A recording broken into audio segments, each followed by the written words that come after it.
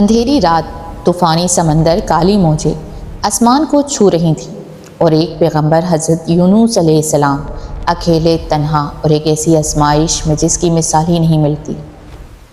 جب نبی کی قوم نے بات نہ مانی تو آپ ناراضگی کے ساتھ شہر چھوڑ گئے، لیکن وہ اللہ کا حکم نہیں تھا۔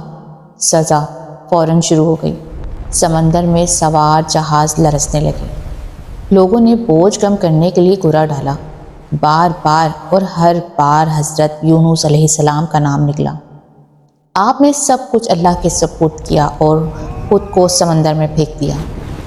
پھر وہ لمحہ آیا جس نے تاریخ بدل دی۔ ایک بہت بڑی مچھلی انہیں نگل لی۔